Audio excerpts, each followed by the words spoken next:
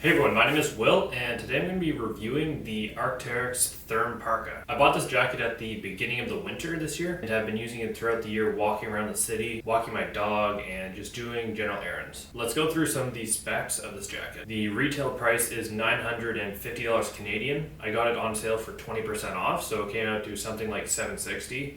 And in all cases, when I talk about Arc'teryx jackets, I don't recommend buying it unless you can get it for at least 20% off. The exterior is made with a gore-tex 2-layer fabric for windproofing and waterproofing. The jacket is insulated with 750 fill power down. Additionally, within the hood, the wrist cuffs, and under the armpits, they use a Core-Loft insulation. This is a synthetic insulation which better handles moisture in comparison to down. The jacket weighs about 2 pounds 3 ounces, and it's positioned as more of an urban jacket as opposed to a hiking jacket, a climbing jacket, or a ski jacket. Now I'll go through some of the main features of this jacket. It has 2 front hand pockets that are lined with a fleece material. I actually found that these were much bigger than I expected. I was able to fit my camera and lens within one of these pockets. Normally with most of my parkas, I actually can't fit my camera in that pocket, so I was pretty surprised that I was able to actually fit my camera in that pocket along with the phone. There are also 2 chest pockets, one on the front left and then one inside on the right. The one on the inside provides some insulation as it's inside of the down.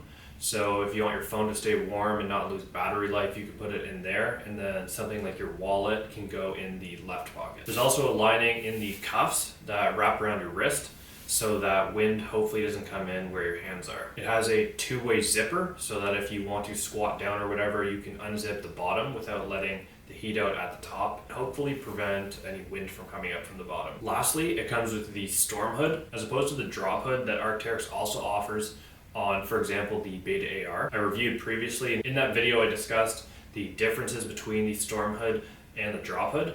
Basically, the storm hood, which this has the collar integrated with the hood. So when the hood is down, the collar kind of wraps around your head, versus with the drop hood, the collar and the hood are separate. Some people find that more comfortable. It really depends on which you prefer, but if you want more details on that, I recommend checking out my Beta AR video where I go into a more detailed look at those different hoods and kind of talk about which one might be better for you. Now I'll go through my first impressions of this jacket when I first bought it at the beginning of the season. First thing I noticed was just the quality and the feel of the exterior material on the jacket. It feels really durable and thick, as opposed to something like a thin down jacket, which normally has a thinner material to make the jacket more packable. It feels really thick, premium, and durable. When I first picked up this jacket, it felt much lighter than I expected. For a winter parka, they're usually pretty heavy.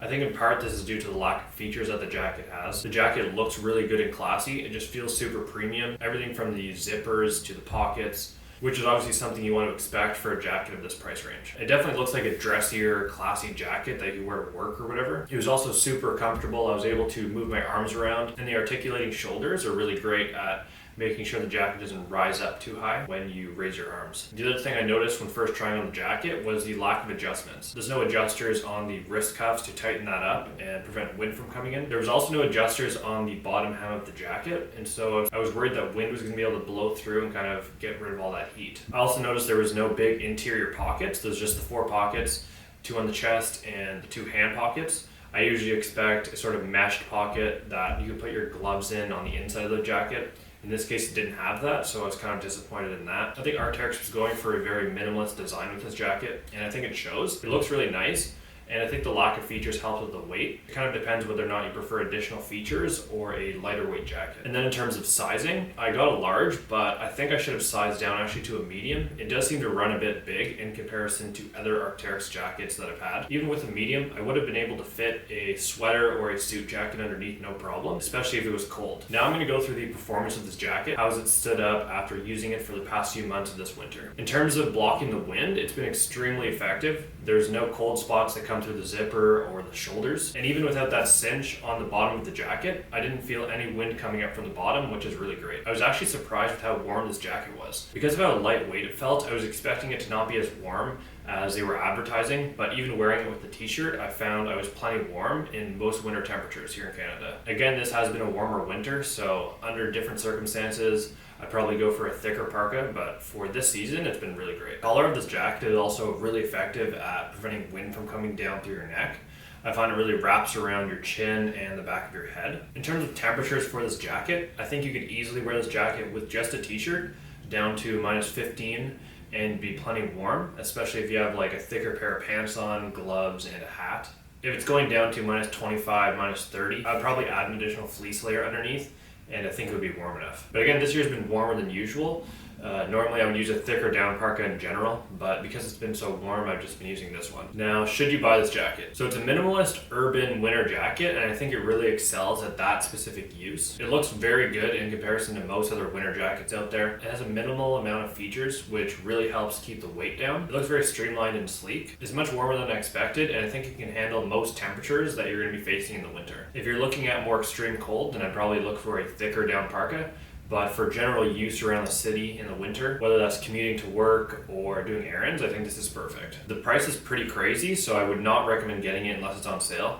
And even then, unless you don't have a budget, I'd recommend getting a more all-use jacket as opposed to this one. This jacket's not going to be good if you want to do any skiing or snowboarding, or if you want to do like hiking or climbing. Basically anything active during the winter, this is not really going to be a good choice. So if you want a more multi-use jacket, I recommend doing a layering system that includes a shell jacket and then a few different insulation pieces to really modify depending on what the temperature is. But if you're looking for just a city jacket that you can use in the winter and looks really good for work, I recommend this jacket for sure. If you're just looking to buy Arc'teryx for the name, I don't really think it's worth it. This jacket does look nice and feels premium, but there are other options out there that'll do just fine and won't break the bank. Like in the winter, if you just look around at most people up here in Canada, most people don't have expensive Arc'teryx jackets and they survive just fine. If you have the money and just don't really care about spending it, then I'd recommend picking it up. It's very minimal and keeps you warm. I also think this jacket would actually be pretty good at winter travel. It's pretty lightweight and you could probably fit it inside a backpack, or just wear it while you're walking around the airport and on the plane. It looks great, and I think it'd be warm enough for most places you'd be traveling in the winter. So if you have any questions about this jacket,